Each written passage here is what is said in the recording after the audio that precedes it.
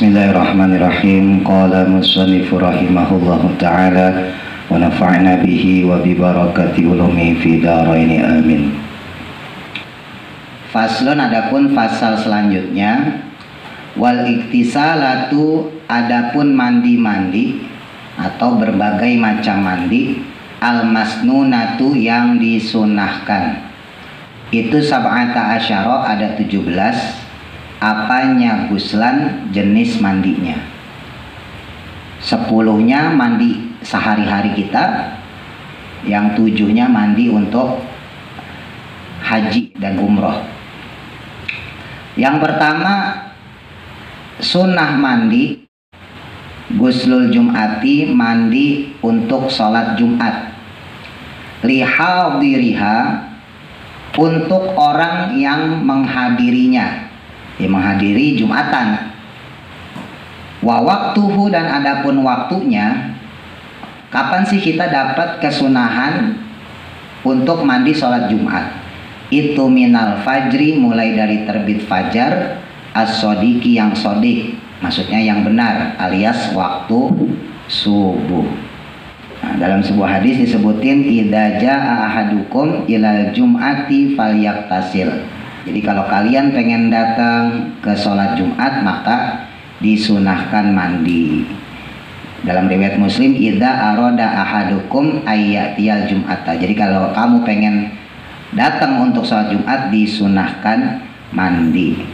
Nah, ini untuk mazhab jumhur ya. Tapi untuk mazhab Maliki enggak. Kalau mazhab Maliki wajib ya. Nah, kalau yang kita ini berdasarkan hadis Imam At-Tirmidzi, man tawaddo'a yaumal jum'ati fabiha wa ni'mat wa man iktasala fal ghuslu afdalu. Jadi hadisnya, man, siapa orang tawaddo'a, yang dia berwudu yaumal jum'ati, pada hari Jumat, fabiha wa ni'mat, maka dia mendapatkan pahala dari wudunya dan juga sebaik-baiknya untuk melaksanakan sholat Jumat. Tapi ada lagi yang lebih afdol gitu ya, ada lagi yang lebih sunnah lagi. Waman, siapa orang iktasala, yang dia mandi, fal ghuslu, maka mandinya itu afdolu, lebih afdol. Nah, ini yang dipakai jumhur ulama ya, termasuk kita mazhab Syafi'i. Kalau mazhab kita Syafi'i hukumnya sunnah ya, bukan wajib. Tapi kalau di mazhab Maliki hukumnya wajib. Nah, terus yang kedua, sunnah di sini adalah lihadiriha, yaitu orang yang menghadiri Jumat. Jadi kalau ada orang, nauzubillah ya, laki-laki, dia dari awal udah kagak niat sholat Jumat, dari pagi dia kagak niat sholat Jumat ya, atau mungkin dalam keadaan perjalanan lah, kita husnuzon aja lah gitu ya. Dia dalam keadaan perjalanan nih, hari Jumat nih, gue nggak Jumatan dulu deh ya, kan musafir ya, musafir kan nggak ada masalah, ntar gue sholat zuhur aja deh, ngejama zuhur sama asar gitu kan, seandainya dia punya niatan kayak gitu. Nah, maka dia nggak ada kesunahan mandi. Paham maksudnya ya? Jadi kesunahan mandi Jumat di sini kalau emang tuh orang punya niatan untuk sholat Jumat. Paham ya? Nah, berarti sebaliknya, andai kata ada perempuan ya, kalau di kampung itu ada loh perempuan sholat Jumat. Kalau di Jakarta nggak umum ya, tapi kalau teman-teman jalan ke Jawa gitu ya, itu banyak masjid-masjid ya, sebelah kanannya atau sebelah kirinya ruang khusus ya, itu dipakai buat sholat Jumat perempuan. Tapi biasanya nenek-nenek biasanya ya, bukan perawan ya. Jadi nggak laku masuk ke masjid kan, nggak ada yang mau, ogah. Nah, pertanyaannya, sunnah nggak buat perempuan mandi untuk menghadiri sholat Jumat? Ayo coba mikir, sunnah nggak? Ayo, dah, mana dah? Yang perempuan mana? Itu bukan mana nggak? Gini, mesti gini. Sunnah nggak tadi? Enggak. Enggak. Kenapa enggak? Karena enggak wajib untuk perempuan untuk sholat Jumat. Coba dilihat di sini. Lafadznya ya. Guslul Jum'ati lihadiriha. Ya, mandi sholat Jumat untuk orang yang menghadirinya. Di situ nggak ada batasan yang wajib menghadirinya, nggak ada. Nggak ada batasan yang sudah balik. Nggak ada kan? Nah, berarti berlaku semua hukum di situ. Berarti mutlak. Selama dia punya niatan menghadiri sholat Jumat, maka sunnah baginya mandi Jumat. Paham maksudnya? Jadi andai kata perempuan, dia kan nggak wajib Jumat ya, maka tetap sunnah dia mandi. Gitu. Begitu pula anak kecil. Anak kecil kan belum jadi wajib Jumat, tapi dia pengen sholat Jumat, sunnah bagi dia mandi. Paham maksudnya? Nah, jadi yang digaris bawahi di sini adalah lihal diriha, yaitu mereka-mereka yang punya niatan untuk menghadiri Jumatan. Paham ya? Terus yang ketiga diperjelas lagi di sini wa waqtuhu minal fajri shadiq. Ya, waktunya mandi itu dimulai dari fajar shadiq. Ya, fajar itu ada dua, ada fajar shadiq, ada fajar kadzib. Kalau sekarang subuhnya taruhlah jam 4. Ya, jam 4 lewat berapa dah? 4.10 ya. Ya pokoknya jam 2:30 ya udah mulai agak memutih ya, ufuk. Cuman memang kalau Jakarta agak sulit. Kalau ke Bogor atau ke Jawa, teman-teman bisa ngeliat tuh. Maksudnya pergantian malam ya. Jadi ada fajar kadzib itu ya kurang lebih 3:30 lah ya. Ya kalau sodik bener, kadzib artinya bohong ya. Nah, ketika fajar kadzib, kalau teman-teman mandi, maka teman-teman nggak dapat kesunahan Jumat. Kalau teman-teman mandinya subuh, nah itu baru mulai azan subuh nih, Allahu Akbar, berarti udah fajar sodik itu. Ya, makanya di zaman Nabi sering saya sampaikan, saya ceritain azan itu kan 2 kali. Ya, di zaman Nabi itu azan pertama ada azan kedua. Azan keduanya Sayyidina Bilal. Azan pertamanya Abdullah bin Ummi Maktum. Nah, itu salah satu sahabat Nabi, matanya nggak bisa ngeliat. Nah, beliaulah yang azan pertama, baru kedua azannya Sayyidina Bilal. Ya, dan riwayat lain enggak, terbalik. Azan pertama Sayyidina Bilal, fajar kadzib untuk bangunin orang-orang, ya sholat maksudnya gitu. Nah, azan yang kedua baru Abdullah bin Ummi Maktum. Tapi memang ada 2 riwayat ya. Intinya di zaman Nabi itu azan subuh 2 kali untuk membedakan mana fajar kadzib, mana fajar sodik. Jadi azan kedua fajar sodik baru masuk subuh. Paham ya? Nah, ketika teman-teman lakukan sebelum subuh, sebelum fajar sodik, berarti nggak sah. Ya, maksudnya secara kesunahan nggak dapet. Kemudian sekarang pertanyaannya lagi, andai kata ya perempuan pengen ngadirin Jumatan, kebetulan malam selesai haidnya, atau teman-teman yang udah nikah nih, malam habis hubungan badan, habis jima, terus kemudian mau mandi junub pas subuh. Nah, di situ kita punya kesempatan kan untuk mandi sholat Jumat, boleh tuh diniatin tuh. Pertanyaannya, apa yang harus kita lakukan? Kita niat mandi ya untuk menuju sholat Jumat, atau kita niat mandi junub? Ayo, Mas Andi lah dalam hal itu. Udah belum kawin ya kan? Gimana ya? Jadi satu gitu. Pilihan kita apa? Mandi karena nanti kita bakal sholat Jumat, atau mandi karena kita habis junub? Pilihannya mandi karena habis junub. Kenapa nggak milih? Berarti kita ntar mandi lagi dong. Kalau kayak Mas Andi repot tadi di kantor mandi lagi, nggak mungkin ya kan? Kan kesempatan ini berarti cuma berangkat kerja itu. Gimana ya? Berarti kita nggak dapat kesunahan mandi Jumat. Auto dapat. Hah? Auto dapat. Nah, untuk mandi, ntar insya Allah kalau teman-teman belajar di kitab-kitab yang lebih tebal ya, khusus untuk mandi ya, bukan ibadah lain. Khusus mandi, ulama memperbolehkan untuk niat 2 di situ. Niat wajib, niat sunnah. Niat mandi wajib, niat mandi sunnah. Ya, jadi boleh kita niatin. Kalau niat mandi sunnahnya, mandi sunnah tok ya, niat mandi sunnah doang untuk sholat Jumat, nawaitul ghusla, diapalin aja gampang ini ya, cuma ditambahin di hadiril Jumati doang. Nah, kalau mau langsung sunatan juga nggak apa-apa. Tapi kalau mau didetailin, mau dirinciin, nawaitul ghusla li hadiril Jumati. Saya niat mandi untuk menghadiri sholat Jumat. Sunnatan lillahi ta'ala. Nah, kalau mau digabungin boleh. Jadi kita niat nawaitul ghusla li raf'il hadasil akbari, sebelum fardhu lillahi ta'ala tambahin wali hadiril Jumati. Jadi nawaitul ghusla li raf'il hadasil akbari wali hadiril jum'ati lillahi ta'ala. Paham maksudnya ya? Tapi ini khusus untuk mandi. Maksudnya kalau untuk ibadah lain nggak bisa. Sholat misalnya, nah, nggak bisa. Ya teman-teman mau pakein, wah ya kan, gue sholat isya plus, nah itu nggak bisa. Plus sholat witir misalnya, nggak boleh. Isya ya isya gitu. Puasa sunnah juga gitu sama.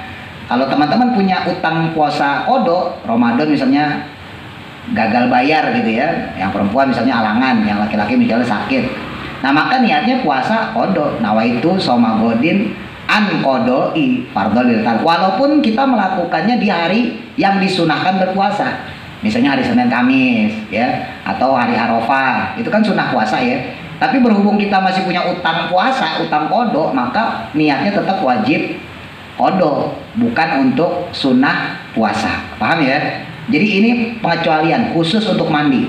Khusus untuk mandi, ulama memperbolehkan kita niat dua. Ya, kita niatin mandi junub, kita niatin juga mandi sunnah. Ya kalau nggak bisa udah pakai bahasa Indonesia dah. Ya Allah, saya niat mandi untuk menghilangkan hadas besar dan untuk menunaikan sholat Jumat karenamu ya Allah. Udah mandi jebar jebur. Tapi nggak usah disebutin, dalam hati aja. Jangan di kamar mandi nggak usah saya niat ya, jangan. Ya. Dari sini kita ambil kesimpulan juga, ini banyak orang salah ya. Nganggapnya mandi sholat Jumat itu sunahnya menjelang sholat Jumat. Nah ini Mas Andi jadi dapat ilmunya nih. Kayak Pak No yang kerja-kerja ya kan.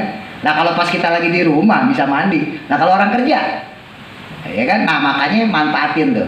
Kalau dia tahu ilmunya kan. Atau Mas Wanda misalnya kuliah. Dan sampai di sana kan nggak mungkin kita numpang mandi di toilet ya kan Mas Ardan. Wah gue numpang mandi dulu. Saking ngejar sunnah untuk mandi Jumat. Ya udah niatin aja dari rumah. Dari rumah sebelum kita berangkat kerja, berangkat kuliah. Ya kalau yang sekolah mungkin sekarang lagi musim juga nih, Jumatan di sekolahan. Ya udah niat mandi sebelum berangkat, mandinya mandi sunnah untuk menghadiri sholat Jumat. Dapat. Tapi kalau bicara afdol, beda lagi ya. Kalau bicara afdol adalah liqurbi waqtil Jum'ah, yaitu yang paling dekat sama waktu sholat Jumat. Kalau bicara afdol. Tapi kalau sekedar untuk mendapatkan kesunahan, ya Mas Andi udah misalnya yang pergi, yang berangkat kerja, berangkat dagang, ya Mas Wanda, Mas Ardan atau yang laki-laki misalnya sholat Jumat gitu, asal udah mandi, ya mandinya diniatin mandi sunnah untuk menunaikan sholat Jumat, itu dapat pahalanya sunnah mandinya. Tapi bukan afdol ya, nanti afdolnya lagi adalah ketika mendekati waktu sholat Jumat.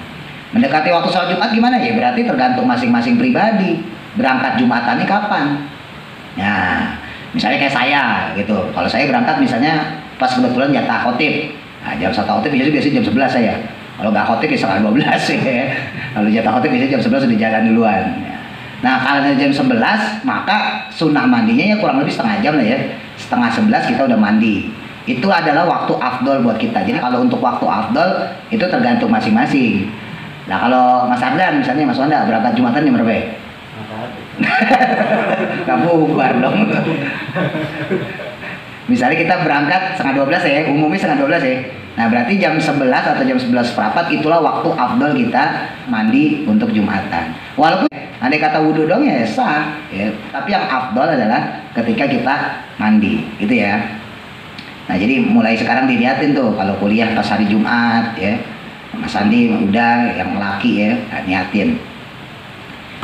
Terus yang kedua, mandi sunnah wa ghuslul idaini dan mandi 2 hari raya, yakni al-fitri maksudnya Idul Fitri, wal adha dan Idul Adha. Mandi ketika kita dapat kesempatan bertemu hari raya, baik hari raya Idul Fitri maupun hari raya Idul Adha. Tapi nanti di beberapa kitab Idul Adha diduluin teman-teman ya.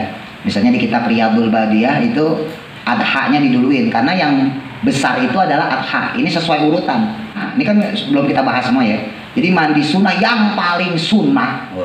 Itu kalau tasdidnya bisa ditahan banyak, tahan banyak sunnah gitu. Itu mandi sholat Jumat. Jadi ini dari tingkatan keafdolan ya. Mandi sunnah yang paling utama adalah sholat Jumat. Mandi sunnah yang kedua Idul Adha. baru Idul Fitri gitu ya. Nah di kitab takrib, kitab tipis, makanya digabungin langsung wa guslul idaini, langsung mandi 2 hari raya gitu ya.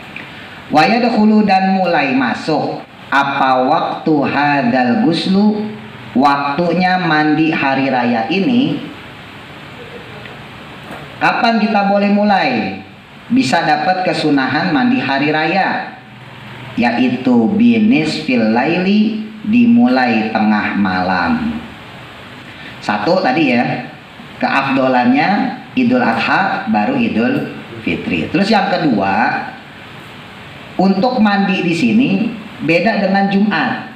Kalau Jumatan lihal diriha, untuk menghadiri sholat Jumat. Tapi kalau untuk idain 2 hari raya ini nggak ngaruh. Lo mau sholat apa kagak? Paham maksudnya? Lo mau sholat apa kagak? Lo anak kecil apa anak gede? Lo perempuan apa laki? Pokoknya masuk hari raya sunnah mandi. Paham? Bisa bedain ya? Nah, jadi sekalipun misalnya perempuan halangan pas hari raya, waduh gue dapat lagi, ya udah mandi. Tapi niatnya mandi sunnah ya, bukan mandi wajib. Kalau mandi wajib dosa. Ya, dalam perkara haram nggak boleh kita melakukan satu ibadah, ingat.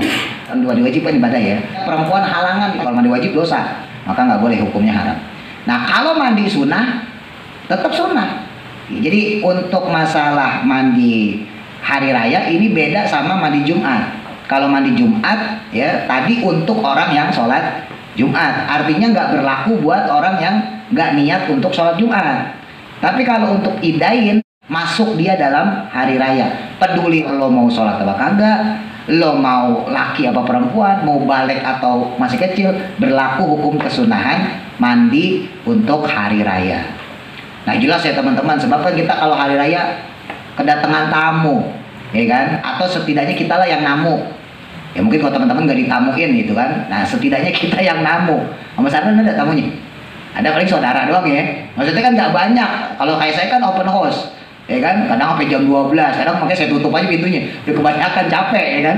Nah, itu Mpano berapa kali kemarin tutupan. Udah capek soalnya. Biasanya jam 12 saya udah istirahat udah ya. Karena saya juga habis ke rumah orang tua, ke rumah saudara-saudara di Pondok Dayu. Nah, kita bisa bayangin loh. Hari raya Idul Fitri atau Idul Adha lah misalnya gitu ya. Kita nggak mandi coba sholat Id, ya, yang sholat Id kalau nggak taruhlah nggak misalnya gitu. Ketemu orang, ya kan, ada tamu datang macem-macem. Lah kalau kita nggak mandi coba, kan bau apek ibaratnya gitu ya. Apalagi kita terbiasa pagi itu mandi, ya kan? Kan nggak bisa kita bayangin kalau kita nggak mandi, gitu. Terus yang ketiga, ini uniknya lagi. Kalau untuk sholat Jumat, setar mulai kesunahan mandinya fajar sodik subuh ya. Sedangkan untuk mandi hari raya setar kesunahannya nisful lail, pertengahan malam. Jadi jam 12 itu teman-teman udah sunnah mandi hari raya. Nah saya coba nanya, kira-kira apa yang bedain? Kenapa kok kesunahan mandi hari raya dari tengah malam? Jadi kita udah lewat jam 12 tuh udah boleh kita, ya udah dapat kesunahan mandi hari raya. Kenapa kok kalau untuk sholat Jumat ketika masuk waktu subuh? Kenapa? Ada apa gerangan? Coba. Ada. Mas Andi. Ada dulu. Eva, Mbak Dewi. Kenapa tuh? Kenapa Mas Andi? Takut ketiduran. Oh itu mau Anda. Habis takbiran kecapean deh. Nah ini pentingnya kita mempelajari fikih dengan histori sejarah ya. Jadi fikih itu nggak bisa berdiri sendiri juga. Saya bolak-balik cerita, mungkin teman-teman udah paham lah. Saya ingatin lagi. Di zaman Nabi itu kan nggak semua orang rumahnya dekat masjid, dan masjid saat itu sedikit banget ya. Di Madinah misalnya cuma ada masjid Nabawi, ada masjid Kuba, tapi nggak sebanyak sekarang. Nah kalau untuk hari raya teman-teman Idul Fitri khususnya Idul Adha, itu orang-orang yang dari pedalaman, dari gunung, dari bukit itu turun semua datang ke Nabi, yang rumahnya di Taif, yang rumahnya di sini. Ibarat kita mah misalnya Jakarta ya pusatnya, lah itu yang di Klender, yang di Cikarang datang kemari. Kenapa? Sholat Id. Kapan lagi ketemu Nabi? Ya enggak? Mereka kan hari-hariannya jarang ketemu Nabi. Udah ketemu Ustadz aja bangga kalau ketemu Nabi, ya kan? Maka mereka bela-belain dari Bekasi, ya kan? Dari Cengkareng, misalnya dari Kerawang, dari Tangerang, dari Cikarang, macam-macam lah ya. Satu ya memang masjidnya nggak ada di sana juga, nggak ada masjid, ya bawa-bawa ke Masjid Nabawi. Yang kedua itu tadi karena pengen ketemu Nabi. Nah mereka itu berangkat itu teman-teman jam 2, jam 3 malam. Perjalanannya 3 jam, 4 jam. Loh kok lama banget? Lah iya orang dari Cikarang kemari. Lah emang udah ada Grab. Loh, kalau ada Grab enak, mesen Grab. Ya kan? Belum ada, orang masih jalan. Apalagi yang sepuh-sepuh. Yang sepuh-sepuh itu pakai gerobak. Ya, mending gerobaknya pakai ban, pakai kayu. Ya, zaman dulu kan mana ada ban, karet dari mana? Ya kan? Gerobak dulu kan rodanya pakai kayu. Dorong, itu yang sepuh-sepuh tuh, bayangin. Mereka 2 jam, 3 jam, bahkan 4 jam sampai ke Masjid Nabawi. Kalau mereka jalan jam 1, jam 2 misalnya ya. Nah, subuh jam 4, berangkatlah jam 1, jam 1, jam 2, jam 3, jam 4, pas. Ya, mereka habis mandi, berangkat ke Masjid Nabawi sampai subuh. Bisa sholat subuh, nungguin sebentar, lalu kemudian sholat id. Paham maksudnya ya? Nah, ya kalau yang deket-deket enak, ya kan? Nah, kenapa? Karena tadi secara historis ya, Nabi itu memberikan keringanan untuk mereka-mereka yang keislamannya kuat, ya, motivasi semangat beragamanya kuat, tapi dengan keterbatasan. Ya diantaranya mereka-mereka yang tinggal di pedalaman, yang di bukit-bukit. Mereka harus nempuh jalan dengan medan yang nggak memungkinkan untuk orang bisa cepat ya. Mereka harus lambat, dipengaruhi lagi dengan usia-usia mereka mungkin yang uzur-uzur. Mereka harus jalan di medan yang nggak layak lah kalau bahasa kita sekarang. Sehingga kesulitan mereka, ya, masyakoh mereka, keberatan mereka dalam menunaikan ibadah itu dibuat ringan sama Nabi. Gimana caranya mereka bisa dapat kesunahan mandi? Maka kesunahan mandi untuk sholat id bukan dimulai habis fajar sodik, tapi dimulai dari tengah malam nisful lail. Coba teman-teman bayangin kalau Nabi menghukumi sama sholat Jumat, ya, mandi sholat id sunahnya fajar sodik. Lah itu di Masjid Nabawi pada numpang mandi semua itu. Udah air susah ya kan, coba pikir. Maksudnya ya. Ya orang berebutan tadi pengen mandi, yang jauh-jauh kan, yang dari Tangerang, yang dari Cengkareng, wah numpang mandi di sini. Berhubung mandi disunahkan dari setara pertama nisful lail, mereka udah mandi dari rumah. Ya, walaupun nanti sampai Masjid Nabawi mungkin ada sebagian yang numpang ya, numpang mandi. Ada juga yang langsung sholat. Tapi kan secara kesunahan mereka tetap dapat fadilah ya. Nah disitulah juga mengapa mayoritas ulama berpendapat buat mereka yang tinggal di kota, apabila sholat id berbarengan dengan hari Jumat, untuk yang tinggal di kota ya, maka hukum sholat Jumat tetap fardu kifayah. Tapi buat mereka yang tinggal di pedalaman, apabila berbarengan dengan hari Jumat, maka sholat Jumatnya bisa diganti sholat zuhur. Buat orang yang tinggal di kota, hukumnya tetap fardu kifayah. Artinya dia habis sholat id, habis itu sholat Jumat gitu. Tapi kalau yang tinggal di kampung, di pedalaman, jauh dari Masjid Nabawi, ya, maka hukumnya mereka boleh mengganti dengan sholat zuhur. Nah kalau sholat Jumat repot lagi teman-teman, kayak tadi tuh. Coba teman-teman bayangin, jam 12 malam, ya, jam 1 dia mandi, ya kan, nyampe Masjid Nabawi sholat subuh. Habis sholat subuh sholat id, jam 7 ya, selesai ya, jam 8 ya, kita jam 8 ya, jam 8 selesai. Kalau dia tetap diwajibin fardu kifayah untuk sholat Jumat, bayangin dia pengen pulang ke rumahnya. Ya, jam 8, 9, 10, baru jam 11 baru tengah perjalanan. Lah, azan Jumat, balik lagi. Ya, gitu. Bener nggak? Lah, yang aki-aki gimana ceritanya? Paham maksudnya ya?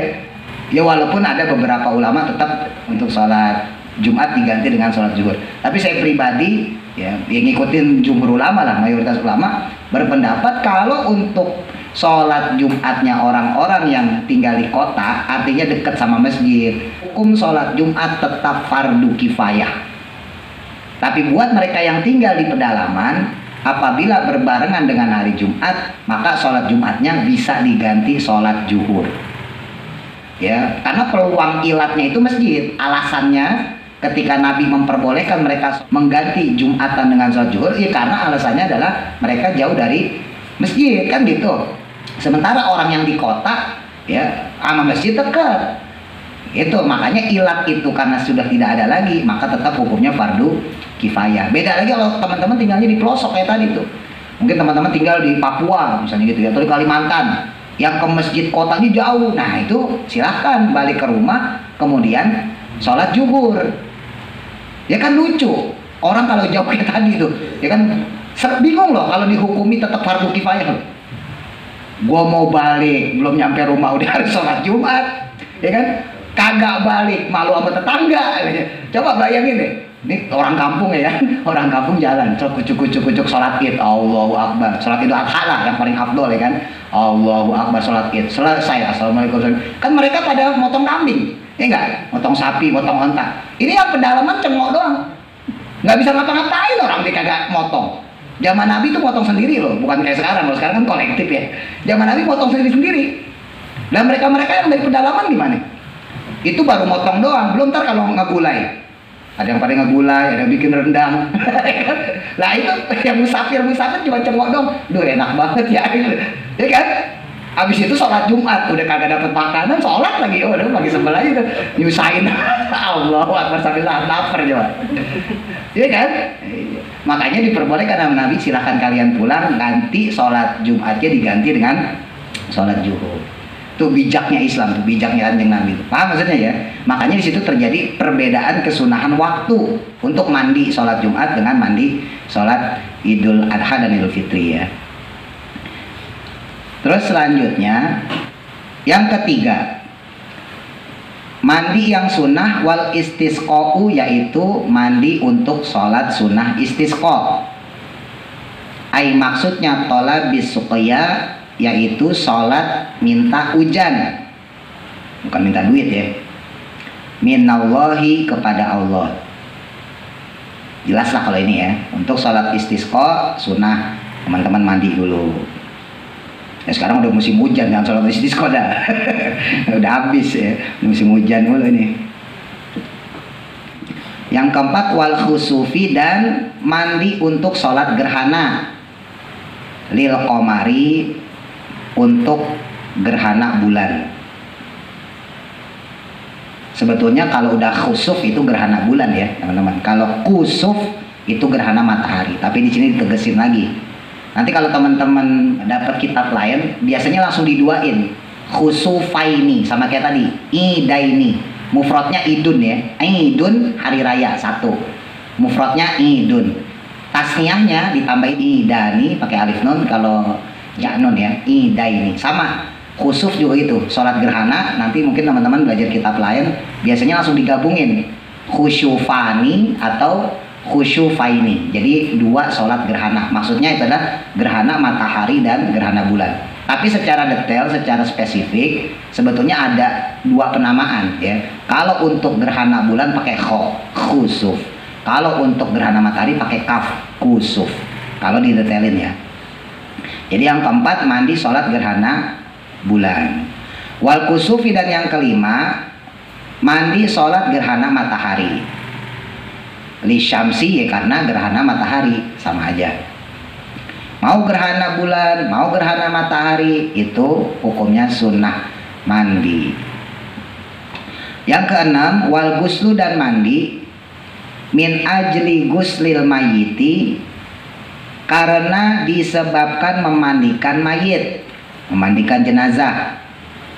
Kalau cuman megang-megang doang gimana? Ada sebagian ulama mengatakan tetap sunnah mandi. Ada lagi sebagian ulama mengatakan sunnah wudhu kalau cuman megang-megang doang.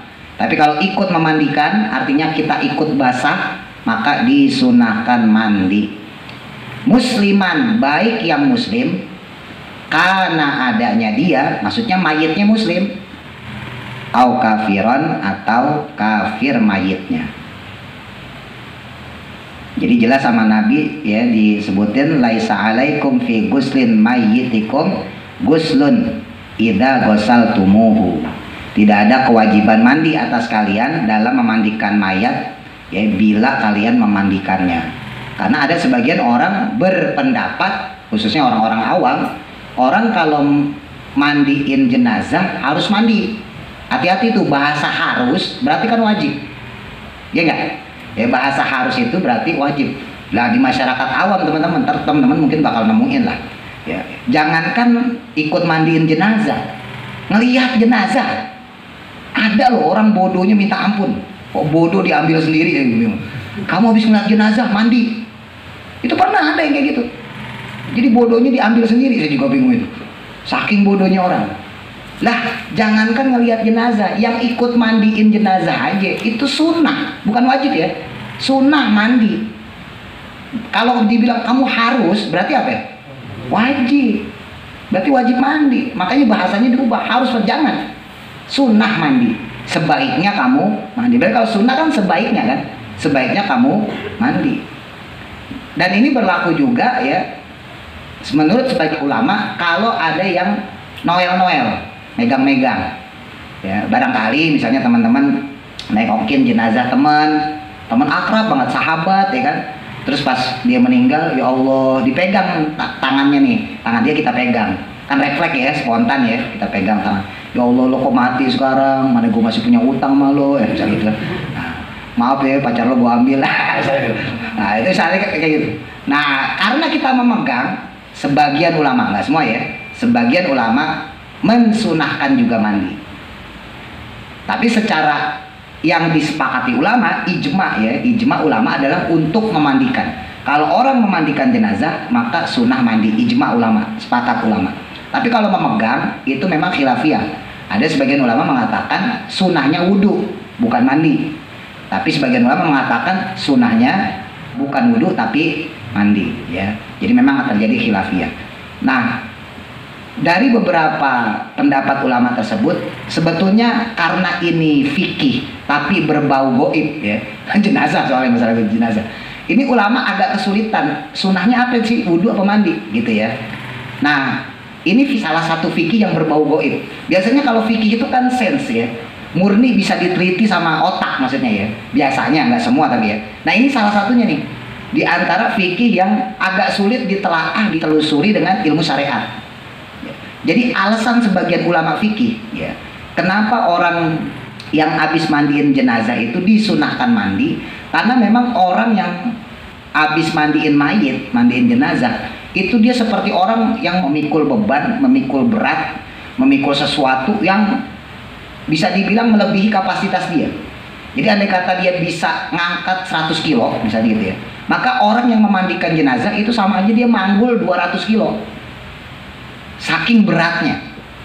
Makanya ada istilah sawan kalau orang kampung tuh. Ya, habis mandiin jenazah sawan dan sebagainya. Karena memang capeknya, dalam tanda kutip ya, capeknya orang mandi jenazah itu melebihi capeknya orang kerja. Kalau teman-teman gak percaya, coba deh.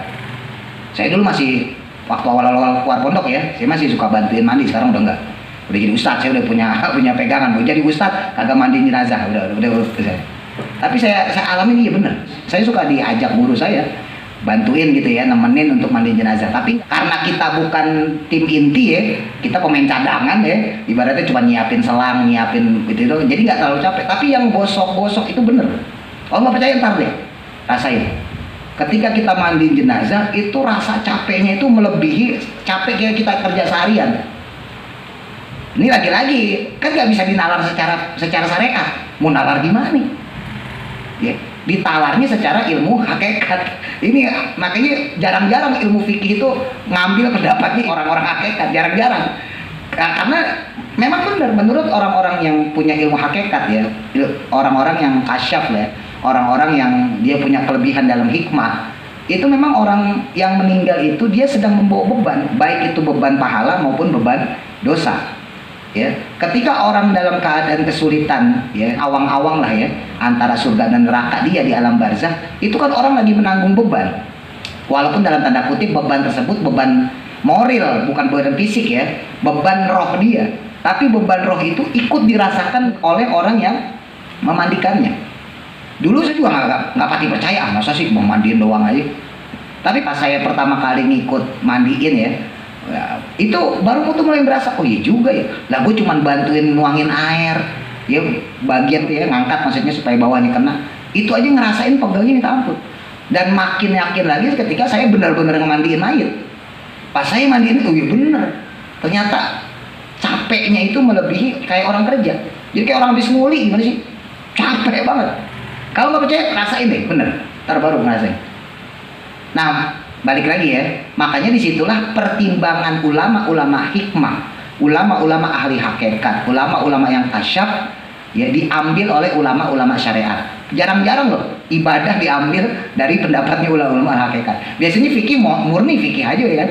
Nah ini khusus untuk mandiin jenazah, akhirnya mereka kalau begitu kayak gitu ya. Jadi ambil kesempatan, kalau begitu sunnah dimandi. Ya, jadi sunnah mandi ketika orang habis mandiin jenazah. Kalau untuk megang-megang enggak ya. Tapi sebagian ulama mengatakan tetap sunnah. Karena hakikatnya bukan masalah mandiinnya, menurut sebagian ulama yang menghukumi tetap sunnah walaupun cuma memegang ya, atau mencium ya, barangkali nenek kita, kakek kita meninggal, kita cium keningnya, kita cium jidatnya, walaupun nggak mandiin, tapi ada kontak dengan jenazah, ada kontak dengan mayit, itu juga kita merasakan beban dia. Maka sebagian ulama mengkategorikan hukumnya juga tetap sunnah, karena bukan masalah mandiin, tapi masalah kontak dengan jenazah gitu ya. Tapi sebagian ulama enggak, ada yang mengatakan cukup wudu. Yang ketujuh, wa ghuslul kafiri, dan mandinya orang yang kafir. Orang kafir dia mandi idza aslama, ketika masuk Islam. Nah, ada catatannya, in lam yujniba, jika tidak junub, fi kufrihi, pada waktu kafirnya, aulam tahidi, atau tidak haid. Siapa al kafiratu, wanita kafir. Gampangnya, terjemah bebasnya ya, mandi dihukumi sunnah kalau orang kafir tersebut belum pernah junub. Kalau perempuan dia belum pernah haid. Wa ila, ini diambil dari kata in dan la ya, bukan ila kecuali. Hati-hati, saya sering nyampein ya, secara bahasa Arab ada illa kecuali, ada illa, in diidghamkan ke la menjadi illa, sama ya. Illa di sini maknanya adalah jika tidak. Nah, gitu. Dari mana kita tahu illa kecuali dengan illa yang jika tidak? Kita bisa lihat dari sebelumnya. Kalau ada in di depan atau lau, kata-kata yang jika, andai kata gitu ya, maka nanti pasti ilah yang selanjutnya adalah jika tidak, kebalikannya, mafhum kholafanya, paham ya? Ya itu aja kita tandain, karena tadi depannya ada in, jika, atau lau, andai kata, pokoknya bahasa-bahasa seperti itu. Nah itu bisa kita pastikan, maka ilah selanjutnya adalah bukan kecuali, tapi jika tidak. Maksudnya jika tidak begitu ya, gitu ya, jika dimana si orang kafir ini bukanlah orang yang tidak pernah junub atau dia tidak pernah haid, wajib, maka wajib apa al-ghuslu, mandi, ba'dal islami, setelah masuk Islam, fil asohi, menurut qaul yang asoh. Qaul yang asoh itu qaul yang lebih soheh. Jadi kalau bahasa ada qaul fil asohi, qaul yang lebih soheh, maksudnya lebih dibenarkan, berarti di sini ada khilafiyah ya. Jadi kalau ada bahasa-bahasa fil asohi, fil rojehi, menurut qaul yang soheh, menurut qaul yang lebih kuat, nah itu biasanya ada khilafiyah ya, tandain aja di situ. Wakila dikatakan juga yaskutu, gugur kewajiban mandi tersebut idza aslama, ketika masuk Islam. Jadi ini khilafiyah ya. Saya bahas yang pertama dulu. Mandi sunnah untuk orang kafir yang masuk Islam, berlaku sunnah, sekali lagi ya, sunnah dia mandi kalau dia ini, si orang kafir ini belum pernah junub, atau kalau dia perempuan dia belum pernah haid. Tapi kebalikannya, makanya tadi bahasain ilah, jika tidak, berarti kalau dia pernah junub, kalau dia pernah haid, menurut qaul yang soheh wajib mandi. Bisa bedain? Jadi mandi untuk orang kafir ada dua hukumnya, mandi sunnah, mandi wajib. Kalau dia belum pernah junub, kalau dia belum pernah haid, kalau perempuan, berarti berlaku buat anak kecil ya, maka orang tersebut tidak ada kewajiban mandi, yang ada adalah sunnah mandi, paham? Tapi kalau dia pernah junub, atau perempuan pernah haid, berarti status orang kafir ini orang dewasa. Paham? Maka orang tersebut bukan sunnah mandi, tapi wajib mandi. Paham ya? Menurut qaul yang sahih. Artinya andai kata ada sekeluarga nih, gambarannya gitu ya. Contohnya ada sekeluarga 4 orang.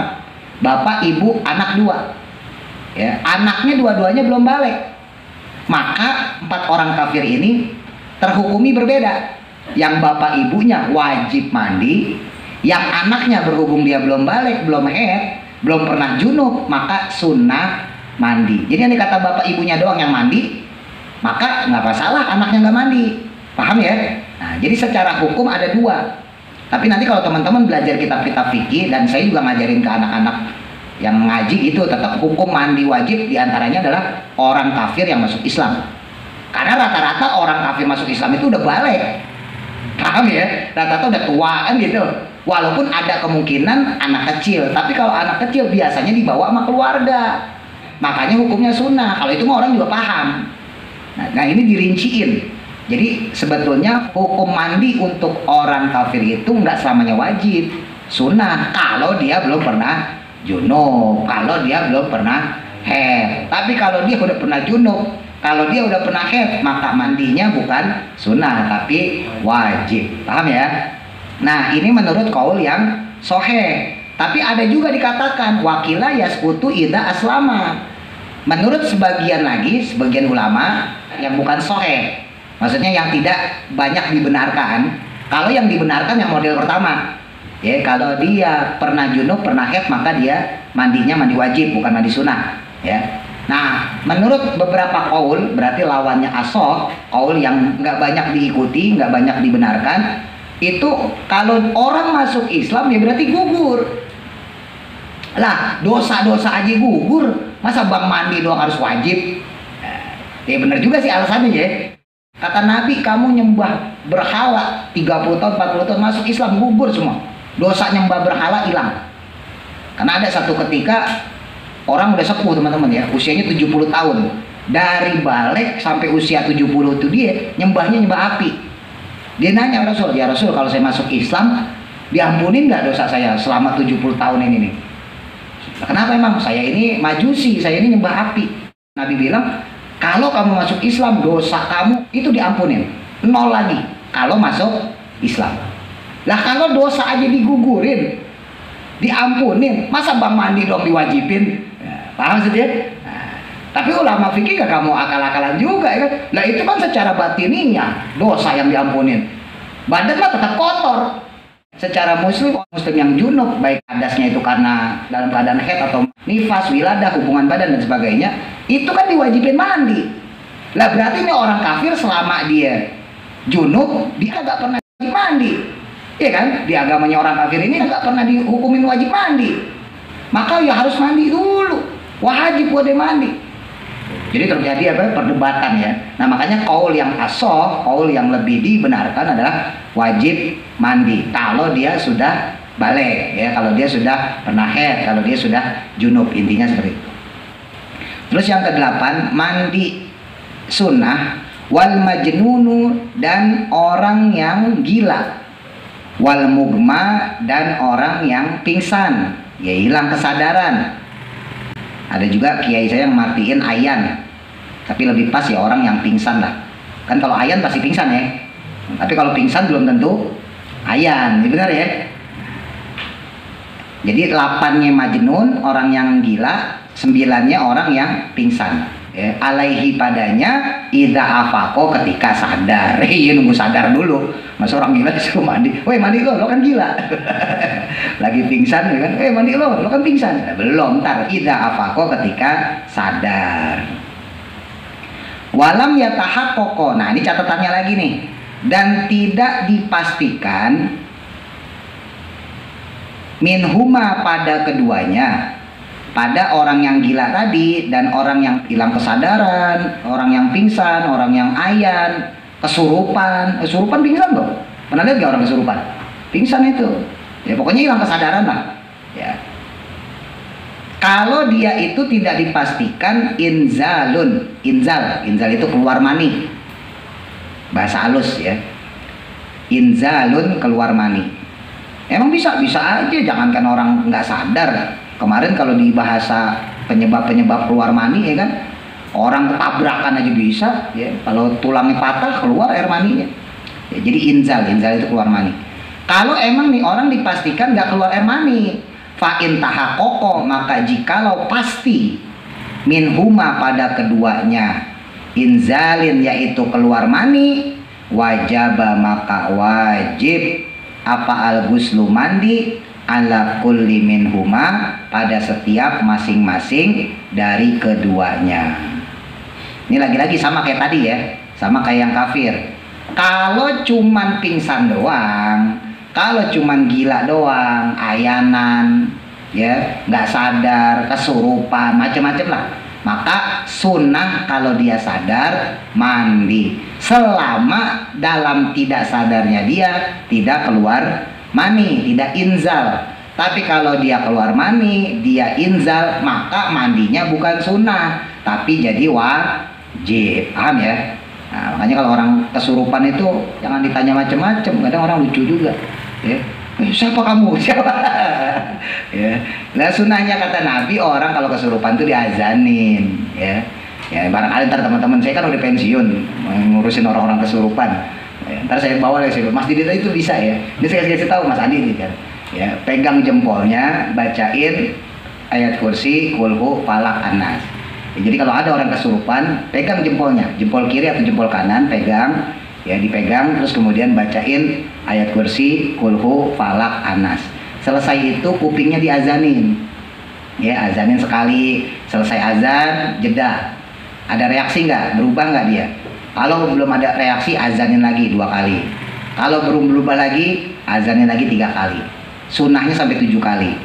Tapi pengalaman saya dulu waktu masih ngedukun, ya separuh dukun lah gitu ya, masih separuh dukun, itu nggak sampai 7 kali. Biasanya cuma 2 kali, 3 kali. Paling lama saya, kalau nggak salah tuh orang Bintara, orang Bekasi, itu 5 kali azan. Udah sadar. Itu setannya serem kali itu ya, galak gitu. Sampai 5 kali, itu paling lama. Biasanya cuma 2 kali saya azanin udah sadar.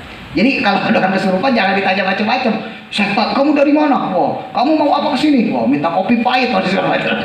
Orang belum kan, dia lagi nggak sadar, al-mugma. Orang nggak sadar itu amannya kemana-mana.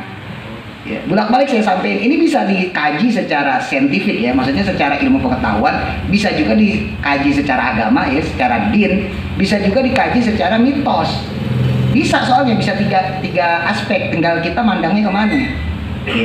Orang yang nggak sadar teman-teman, sama kayak teman-teman tidur tuh, ntar ngigo nih kita kan, misalnya habis main bola ya kan, wah gol gitu kan, terus orang tua kita kan paling ngomong, tadi mimpi apaan sih gitu, enggak mimpi apa-apa gitu, enggak mimpi apa-apa, oh tadi kamu teriak-teriakan galgol, karena terbawa kan, nah namanya juga nggak sadar. Lah orang kagak sadar ditanyain, kamu siapa? Dari mana kamu? Siapa yang ngirim kamu nih? Lah namanya orang nggak sadar, yang diingat adalah yang dia sadar, yang diingat nama dia. Kebetulan yang diingat tetangganya, ya. Juminem, wah misalnya gitu. Berarti kan jadi fitnah. Lo fitnah, wah berarti yang ngirim Juminem nih. Udah tau orang kagak sadar.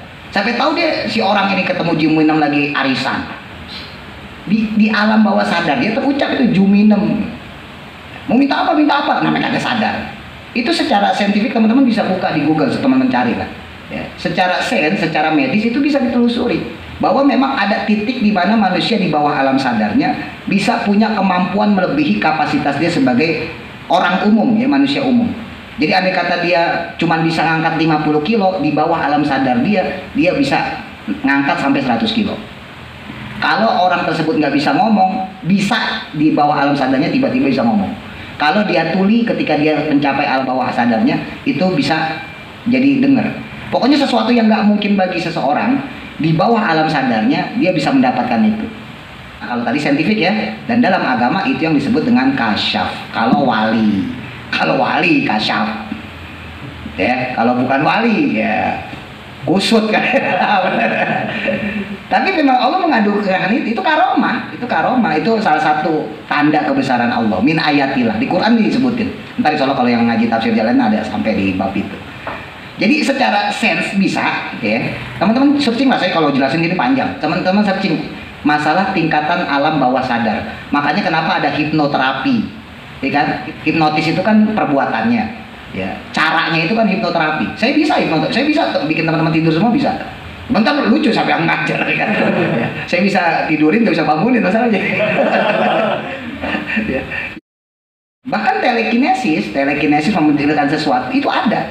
Kalau memang orang itu punya kemampuan, sekali lagi ya, kan nggak semua orang mampu mencapai alam bawah sadar, nggak semua. Hanya orang-orang tertentu yang diberikan kemampuan oleh Allah, dia bisa mencapai alam bawah sadarnya. Di alam bawah sadarnya, dia punya kemampuan yang melebihi orang umum. Ya di antaranya itu hipnoterapi, mempelajari itu telekinesis macam-macam. Teman-teman bisa searching lah di Google. Artinya secara medis itu bisa didiskusikan.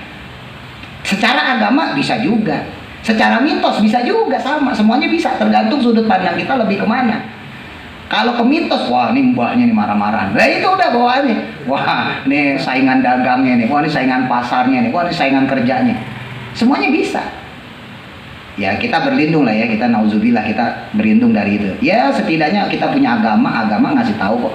Itu kelebihan orang. Kalau dia kemasukan, ya udah sesuai agama. Sesuai agama gimana? Ya udah bacain ayat kursi, bacain kulhu, falak, anas. Habis itu azanin.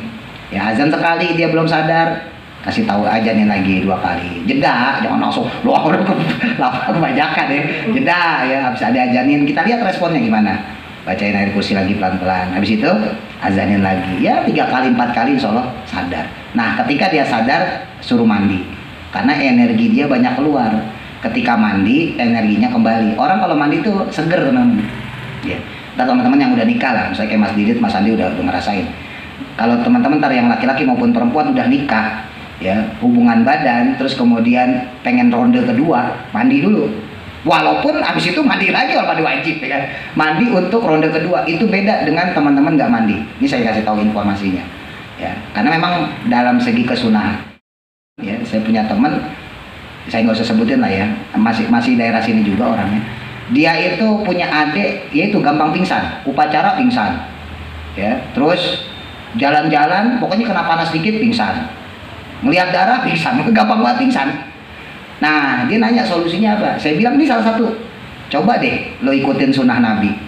Setiap adik lo pingsan terus bangun sadar suruh mandi, barangkali ada hikmahnya. Ini kan secara fikih, nggak mungkin Nabi nyuruh kayak gini kagak ada manfaatnya loh, iya kan? Daripada ditanyain tadi habis ngapain aja, mereka mendingan suruh mandi, barangkali ada hikmahnya. Dan alhamdulillah 3 tahun berjalan, orangnya sekarang udah pindah ke Tambun. 3 tahun berjalan, teman saya tuh di RW 12, semuanya di belakang RW. 3 tahun berjalan, teman saya bilang, iya adiknya sembuh. Ya pas dia kuliah, udah nggak pingsan-pingsan lagi. Ya pingsan tapi nggak banyak lah. Dibanding waktu dia masih SMA. Waktu SMA pingsan. Ya, upacara pingsan. Laki masalahnya, kalau perempuan sih mendingan. Laki ya malu-maluin. Ya kan? Upacara bentar pingsan. Dan ntar kalau kuliah gimana? Dia pusing nih. Ntar kalau kuliah gimana adek gue ngeriak aja di jalanan misalnya kan, siapa yang nolong? Nah kalau sekolah masih daerah sini dekat bisa diantar pulang ya kan. Nah kalau kuliahnya misal jauh, akhirnya dia ngomong gimana ya? Coba deh lo ikutin saran Nabi itu. Tapi saran Nabi, ya di kitab-kitab fikih orang kalau hilang kesadaran bangun mandi. Lah kita bangun tidur aja mandi, ya kan? Ya kan, walaupun nggak disunahkan ya, walaupun nggak disunahkan, tapi kan kita mandi biar seger. Itu aja bukti daripada ajaran-ajaran agama kita. Wal ghuslu, dan adapun yang ke-10 mandi sunnah inda iradatil ihrami. Nah ini baru ya, mulai masuk inda iradatil ihrami, ketika hendak melakukan ihram. Wala farqa, tidak ada perbedaan fi hadzal ghusli, dalam jenis mandi ini, maksudnya mandi untuk pakai ihram, baina baligin, antara orang yang sudah balik, wa ghairihi, dan yang lainnya. Mau yang udah balik atau yang belum balik, dia mau melaksanakan ihram, dia mau haji, dia mau umroh, maka sunnah mandi. Wala baina majnunin, tidak juga antara orang yang gila, wa akilin, dan orang yang berakal. Wala baina tahirin, dan tidak juga di antara orang yang suci, wa haidin, dan orang yang haid. Gimana caranya? Gue udah berangkat ke sono, duit 30 juta, tinggal tidur di hotel, orang di halangan. Lah cengok doang. Coba bayangin kayak gitu. Nah, itu repot, tapi boleh buat nakut-nakutin bini itu Mas Andi. Naik ke sono, ayo lo halangan lo, gak bisa kanan lo. Nah, ntar kita kasih tahu, tenang, ada obat penunda ya. Nah kalau dia nggak ngerti fikih, tapi dia nggak kuper, ya udah tinggal datang ke dokter, dikasih obat penunda, ya udah bisa tawaf tanpa headnya keluar. Nanti headnya tertunda seminggu atau 2 minggu setelah haji atau setelah umroh gitu ya. Jadi intinya kalau secara hukum fikih sendiri, maksudnya secara hukum fikih sendiri memang ada beberapa ulama yang memperbolehkan wanita head untuk tawaf. Ya, tapi jumhur ulama nggak memperbolehkan. Fa'ilam yajid, maka jika tidak mendapatkan siapa al-muhrimu, orang yang ihram, al-ma'a akan air, lah kalau nggak dapat air gimana? Tayammama, maka sunnah bertayamum. Jadi bukan guling-guling, bukan ya, guling-guling di pasir, nah, jangan ngabisin pasir. Ya udah tayamum aja, baru kemudian pakai pakaian ihram. Kalau di zaman Nabi ya mungkin sangat ya teman-teman, karena zaman dulu kan ya airnya pas-pasan ya buat minum dan sebagainya. Ya otomatis sebelum nyampe Mekah mereka harus pakai ihram, ya kan nggak boleh pakai ihram di Mekah. Ya teman-teman nggak paham lagi nih, ya makanya kumpulin duit ya biar bisa haji bisa umroh. Nah orang nggak boleh pakai ihram di Mekah, dia harus di luar kota Mekah, di tempat-tempat mikot ya, di tempat-tempat yang memang diperbolehkan untuk ngambil mikot. Ngambil mikot itu istilahnya niat gitu ya, bahasa gampang buat teman-teman. Ngambil mikot itu untuk memulai niat ihram. Nah disitulah kita pakai pakaian ihram. Biasanya kalau umroh atau haji itu dikasih tahu sama bironya ya, sama petugasnya, Bapak Ibu nanti kita akan ke misalnya Bir Ali lah, kalau dari Madinah nanti kita singgah di Masjid Bir Ali. Di Bir Ali kita akan ngambil mikot, kita akan pakai ihram. Nah biasanya dibilang di situ, Bapak Ibu silahkan mandi dari hotel. Tapi ada juga yang mandi di Masjid Bir Ali ada, karena ada toiletnya khusus untuk mandi. Nah, tapi sebagian yang nggak mau repot ya udah mandinya dari hotel di Madinah, terus langsung pakai ihram. Ya, tapi nanti niatnya di Bir Ali, ngambil mikotnya di Bir Ali. Nawaitu, kalau umroh nawaitul umrota fa ahramtu biha, ya sunnatan lillahi ta'ala. Ya, kalau haji tinggal diganti nawaitul hajja wa ahramtu bihi, ya kalau haji bihi dah, kalau untuk umroh biha, karena haji kan mudzakkar ya, nggak ada tanisnya. Kalau umroh pakai tanis itu muannas ya, maka biha. Nah nanti setelah ambil itu udah kita langsung jalan. Tapi ada beberapa orang yang dari hotel yang nggak pakai ihram, mandi doang aja, niat mandi ihram. Nanti nyampe Bir Ali kurang lebih 2 jam 3 jam, itu ke Mekahnya ya, gitu ya, 2 jam 3 jam ke Mekahnya. Nanti baru kemudian di Bir Ali dia mandi baru pakai ihram. Nah andai kata ini zaman Nabi ya, di zaman Nabi kan nggak ketemu air yang namanya jadi musafir, maka diperbolehkan tayamum, maksudnya gitu. Tayamum gitu, yang biasa yang kita dulu belajar. Wal ghuslu, dan adapun yang ke-11 sunnah mandi lidukhuli Makkah, karena hendak masuk kota Mekah. Mekah itu isim ghair munsharif ya, makanya Makkah bukan Makati. Li muhrimin, untuk orang yang ihram. Masuk ke kota Mekah kalau dia pakai ihram, maksudnya untuk haji umroh, sunnah mandi. Haji dengan niat haji, au umrotin, atau dengan niat umroh. Kalau niatnya refreshing gimana? Sunnah nggak? Nggak ya? Kan niatnya refreshing, main-main aja.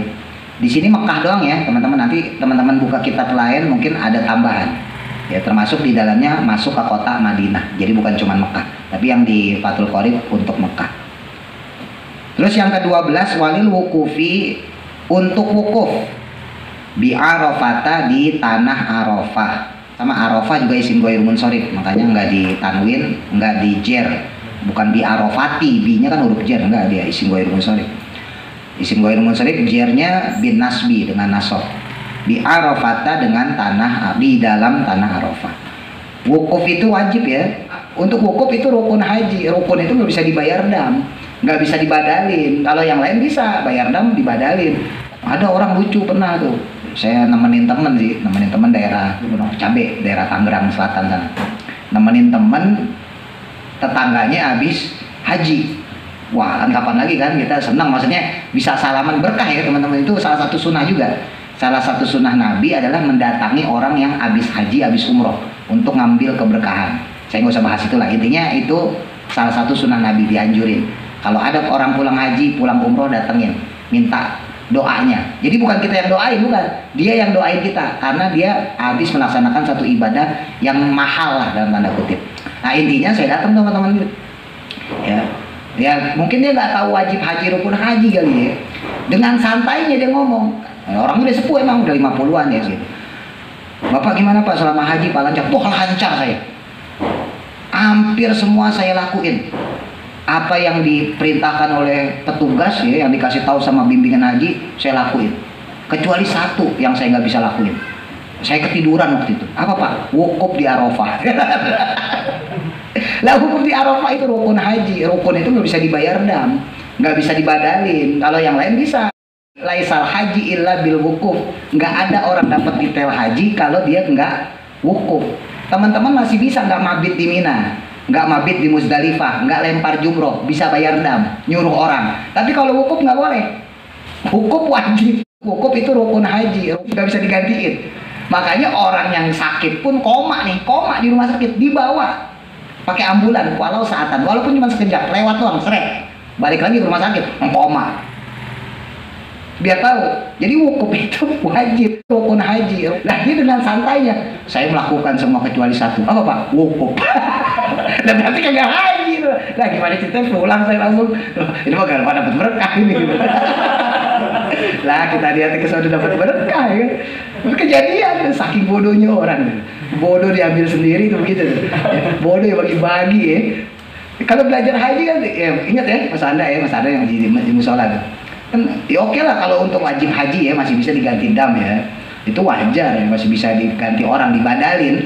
Jadi semua haji itu walaupun berat juga nggak. Tapi kalau untuk wukuf itu rukun haji. Rukun itu nggak bisa dibayar dam, nggak bisa dibadalin. Kalau yang lain bisa bayar dam, dibadalin. Tapi kalau rukun haji itu nggak bisa dibadalin. Lah gimana ceritanya? Kesono ada wukuf. Fita Sidil Hijjati pada tanggal 9 Zulhijjah. 10-nya kan kita lebaran ya. Walil mabiti yang ke-13 karena mabit bermalam. Bi Muzdalifata di Muzdalifah. Walaupun bahasanya bermalam, nginep, mabit. Ini jangan teman-teman maknai secara letterlock ya, jangan secara tekstual. Wah, berarti harus nginep tidur, enggak. Ya, dalam kitab-kitab fikih yang tebal enggak. Ya, walau saatan lagi-lagi, walaupun cuma sekejap. Jadi walaupun kita di Muzdalifah itu cuma duduk, nongkrong, nengok-nengok, ngambil batu, jalan lagi, sah. Ya, jadi nggak harus nginep dari pagi sampai malam, enggak. Walaupun bahasanya mabit ya. Nah, terus yang ke-14 wali romil jimari, melempar jumroh jamak ya. Jumroh itu satu mufrad, jimar atau jamaroh itu jamak. Asalasi yang 3 itu aslinya harusnya pakai tak marbutoh. Asalasati yang 3 ya, karena lempar jumrohnya kan muannas, makanya salasati. Lempar jumroh ya, mandi lagi. Fi ayyami tasriki, pada waktu tasrek ya, pada hari tasrek tanggal 11, 12, 13 setelah tanggal 10 ya. 9-nya wukuf di Arafah, 10-nya hari nahar itu Idul Adha, 11, 12, 13 Zulhijjah itu namanya hari tasrek, haram puasa di situ. Fayak tasilu, maka sunnah dia mandi liramyi kulli yaumin, karena melempar jumroh setiap harinya, minha darinya. Karena lempar jumrohnya 3 ya berarti mandi 3 kali. Apanya? Guslan, jenis mandinya. Amma ramyu jumrotil aqobati, adapun untuk saat melempar jumroh aqobah fi yaumin nahri, pada hari raya korban, hari raya nahar, maksudnya tanggal 10. Ini urutannya biar teman-teman gak bingung ya. Kalau teman-teman habis wukuf di Arafah, nanti kemudian bermalam ya, mabit di Mina. Nah itu sambil nyari batu buat ngelempar jumroh. Pahami dulu ya. Nah itu di hari teman-teman paginya itu habis korban ya. Jadi tanggal 9 wukuf, selesai wukuf teman-teman berangkat ke Mina, ngambil batu ya. Nah, ada juga yang beberapa orang yang sholat id dulu, tapi kata orang-orang yang udah pernah haji itu sulit untuk sholat id di Masjidil Haram, walaupun bisa, tapi sulit banget. Makanya kebanyakan nggak sholat id di Masjidil Haram, sholatnya di Muzdalifah atau di Mina, karena ya kesulitan tadi ya. Tapi ada beberapa yang nekat untuk sholat di Masjidil Haram. Tapi sebetulnya secara real ya, secara lapangan saya dapat pengalaman dari orang-orang yang haji itu sulit Pak Ustadz kalau untuk bela-belain sholat id, sholat Idul Adha ya, sholat Idul Adha nya di Masjidil Haram. Jadi habis wukuf tanggal 9 kan besoknya sholat id, itu kemungkinannya sulit ya, makanya mereka itu kemudian mabit di Mina atau mabit di Muzdalifah untuk ngambil batu. Nah ini besoknya kan sholat id ya, berarti motong hewan ya, motong korban. Nah itu langsung lempar jumroh, maksudnya gitu ya. Nah karena untuk wukuf, untuk sholat Idul Adha itu sudah ada kesunahan mandi. Nah di sini makanya disebutin nih, fala yaktasilu, maka tidak sunah mandi lahu baginya ya untuk hari nahar ya, fi yaumin nahri, pada hari raya korban, fala yaktasilu, maka tidak disunahkan mandi lahu baginya liqurbi zamanihi, karena terlalu dekatnya waktunya, min guslil wukufi, dengan mandi sunnah wukuf. Paham gak nih? Paham gak? Paham ya? Kan abis wukuf, besoknya kan hari raya korban. Abis hari raya korban, malamnya lempar jumroh. Pahamin dulu makanya. Harus ngerti, saya juga dulu kagak paham, makanya saya paling males senangin haji. Dan gak boleh sebetulnya sama guru saya ya. Dan saya juga gak mau ceramah haji. Kalau ceramah haji saya gak mau, kalau nerangin haji saya mau dah. Jadi abis wukuf tanggal 9, tanggal 10 nya motong korban, sholat id dong, ya kan? Nah itu berbarengan dengan lempar jumroh. Paham maksudnya? Nah kan namanya lempar jumroh pakai batu, tanggal 10 lempar jumroh pakai batu, namanya batunya harus diambil. Paham? Nah ngambilnya kan bukan di Arafah. Di Arafah mah kita wukuf doang, dengerin ceramah ntar ya, tengah-tengah doang gitu ya, ada yang ngerokok macam-macam orang, ada nge-vape ada yang selfie, macam-macam lah, terserah ya. Tapi yang paling bagus sholawat sama baca Quran. Ya jauh-jauh ke soalnya cuma buat ngerokok doang, ngapain? PA dipoto lagi. Kadang teman saya itu, gua haji nih lah itu. Nah intinya ketika di Arafah itu tanggal 9 ya, asar selesai ya, itu kemudian kita menuju Muzdalifah ya, menuju Muzdalifah untuk ngambil batu buat persiapan besok. Habis sholat id kita lempar jumroh, paham ya? Nah untuk yang pertama ini namanya jumroh akobah, makanya nggak disunahin mandi sunnah. Kenapa? Karena berdekatan dengan waktu wukuf. Lah kita udah mandi tadi buat mandi sunnah wukuf, masa mandi lagi, gimana ceritanya? Makanya untuk lempar jumroh pertama nggak ada kesunahan mandi sunnah. Tapi nanti besoknya habis sholat id kan kita balik lagi ke Muzdalifah karena lempar jumroh 3 ya, walaupun satu doang nggak apa-apa. Nah besokannya kan kita bakal lempar lagi nih ya, untuk lempar jumroh kan kita balik lagi ke Muzdalifah, ngambil batunya nggak boleh di situ ya, ngambil batunya di Muzdalifah ya. Itu siapa yang nganterin ya? Orang tugasnya itu nggak usah dipikirin ya. Itu ada petugasnya yang balikin batunya ya. Batu itu banyak lagi di sana, nanti teman-teman ambil lagi di Muzdalifah batu itu buat lempar jumroh, paham ya? Nah untuk yang keduanya sunnah mandi, karena kan udah gak ada ibadah lagi. Kalau yang kemarin mepet banget, mepet wukuf ya kan, mepet macem-macem gitu. Nah, wukuf itu kalau yang reguler itu dari pagi, bahkan dari siang udah. Kalau setarnya sih dari siang sampai asar sunnahnya ya. Tapi ada yang dari pagi udah berangkat, tergantung kloternya masing-masing. Tapi nggak wajib dari situ, nggak, walau saatan, walaupun cuma sebentar sah ya, secara rukun haji. Ntar bahas haji mana. Ini sunnah mandinya. 15 wal guslu, dan mandi li tawafi, untuk tawaf. Mandi sunnah untuk tawaf as-sodiki, yang sempurna. Nah ini nanti terbagi nih, ini kan 15 nih, maka terbaginya 3 ya. Terbaginya ya, bitawafi kudumin, 1 tawaf kudum.